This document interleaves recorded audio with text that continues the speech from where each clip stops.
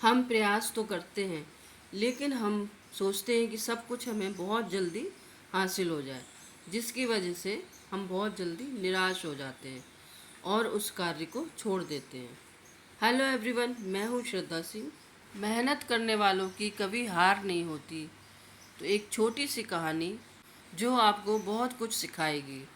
एक बार की बात है, एक राज्य था। उसके राजा की सभी पड़ोसी राजाओं से बहुत अच्छा व्यवहार था और सभी के अच्छे दोस्त थे। अच्छे स्वभाव के होने के कारण सभी से मिलना जुलना लगा रहता था और सभी लोग उनको कुछ न कुछ भेंट स्वरूप देते थे।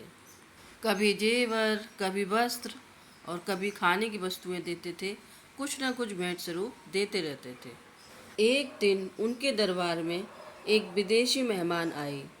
राजा ने उनका खूब स्वागत सत्कार किया।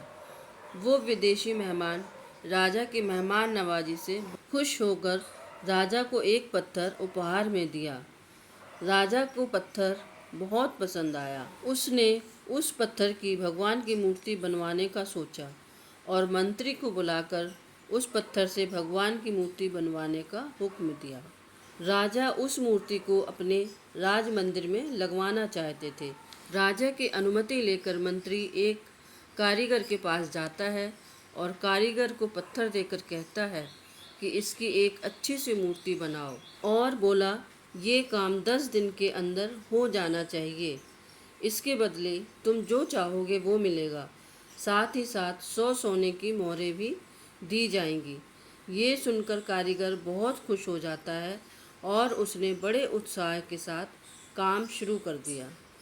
अब वो उस पत्थर को तोड़ने लगा जिससे कि एक सुंदर सी मूर्ति बना सके। कई बार उस पत्थर पर चोट मारने के बाद भी वो पत्थर नहीं टूट रहा था। कारीगर ने लगभग 50 चोटें मारी। पत्थर तोड़ता रहा, पर वो पत्थर है कि टूट ही नहीं रहा था। अंत में एक और चोट मारकर निराश होकर कहता है, अब ये काम मुझसे नहीं होगा। इतनी चोट खाने के बाद भी पत्थर नहीं टूटा, तो अब क्या खाक टूटेगा। और उस पत्थर को वापस मंत्री को दे देता है और कहता है इसकी मूर्ति नहीं बन सकती।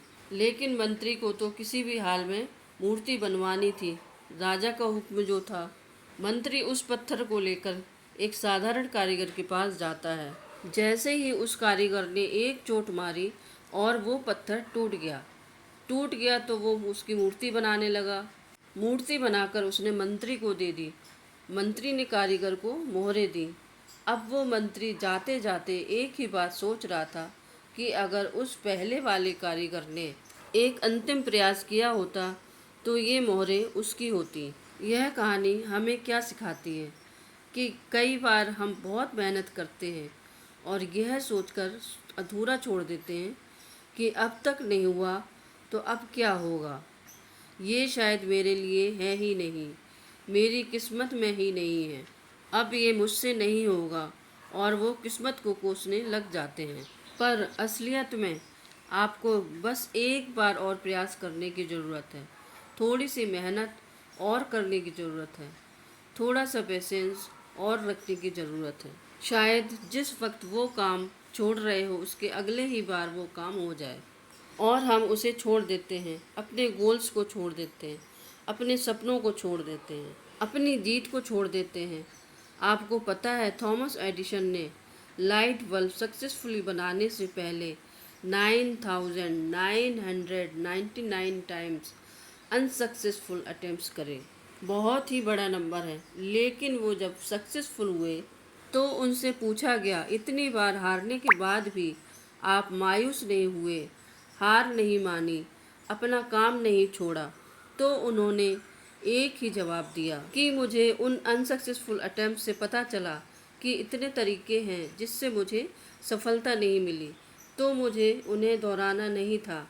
मेरे लिए अनसक्सेसफुल अटेम्प्ट्स नहीं थे, यानी मुझे हार नहीं मिली थी। यह मुझे सही चीज़ सिखाने का तरीका था। तो यह कहानी भी यही सिखा रही है कि अगर कुछ समय तक आपका काम नहीं हुआ तो इसका मतलब यह नहीं कि आप रुक जाएं या हार मान लें, क्योंकि मेहनत अपना असर ज़रूर दिखाती है, किसी को जल्दी तो किसी को देर से। तो डरो मत, बस मेहनत करते रहो, नए नए तरीके ढूंढते रहो, जिससे आपका काम बन जाए, जिससे आपको आपके गोल्स मिल जाए, जिससे आप सक्सेसफुल हो जाओ। सफलता अपना मूल्य मांगती है, और अगर तुम रुक गए तो वो सोने की मोहरें कोई और ले जाएगा। कहानी अच्छी लगी है तो वीडियो को लाइक कीजिए, शेयर कीजिए और सब्सक्राइब ज़रूर कीजिए। Thanks for watching.